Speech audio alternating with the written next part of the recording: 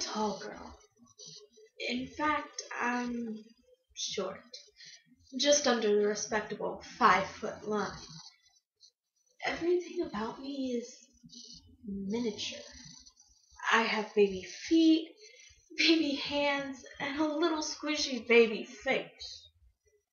Surprisingly, though, most people don't choose small as their first word to describe it. Usually, I find they take a more direct route. Broad, voluptuous, or simply breast-o-rific.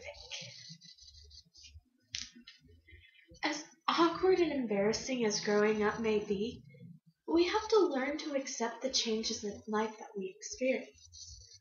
Like Emily Kaplin, an ode to my breasts.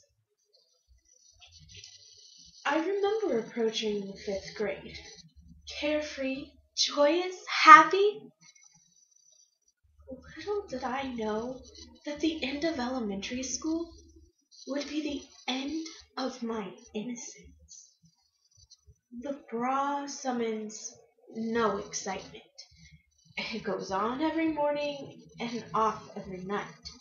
But in the 5th grade, the concept of the bra was formal, foreign, and frightening. It was bravar. My mom and I were having a conversation at the kitchen table, most likely about dolls or some other thing. Then, all of a sudden, the attention sank from her face. She came closer to me, stooped to my level, and proclaimed, "Well, I hate to say it, but you're gonna need a brassiere soon." Moments later, my mother and I were in a department store. Apparently, she meant I needed some support immediately.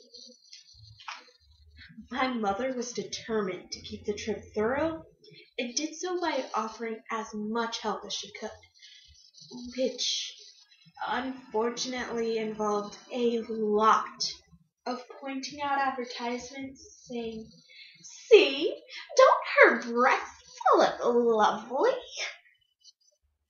Her assistance also included loading my arms to the ceiling with various options.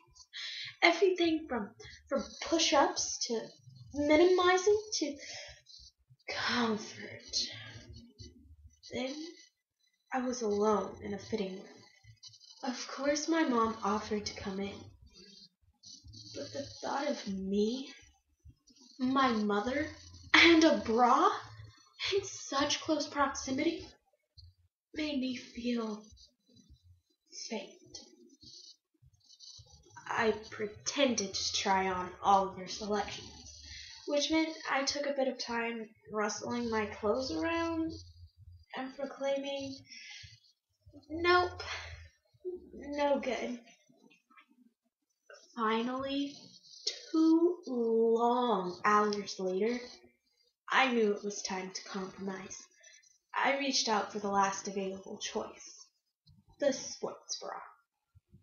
It looked safe, comforting, almost like my Tea Party Bear's baby blanket, which I should probably mention I was still sleeping with at the time.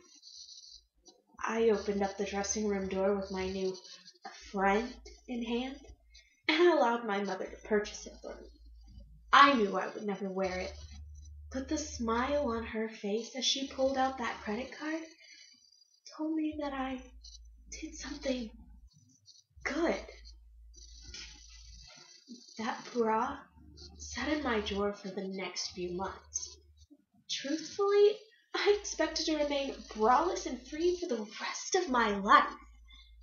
There was no way that these babies were going to be held back until we saw the movie. We were reaching our final few weeks of 5th grade, And one fateful afternoon, they pulled out that VHS that's been adored by generations of students. Smiles beamed for movie day. But soon those smiles faded. You and your body. What's that thing in Johnny's pants? Why do I smell so funny? What's the deal with bras? The video came to a close. The lights were turned back on, and suddenly, in the frozen silence of my 5th grade class, all was clear. Bras, helpful and reliable, had been invented for our benefit. The teacher said they were designed to keep us modest and supported, but all that we heard was that they kept us perky and mouth-watering. Bras almost instantly replaced Pokemon cards as cool things. When I got home from school that day, I went straight to my room and put on my bra, and there it has stayed ever since. Of course, the style has changed. The size, too. I didn't grow much taller after the 5th grade. My breasts, on the other hand, they took off to a race to I don't even know where. And I'm afraid they still haven't reached the finish line. Occasionally I get frustrated with my large girlfriends. A backache here, a stretched out shirt there. While my breasts have at times been obstacles, mostly now I live with them with a smile.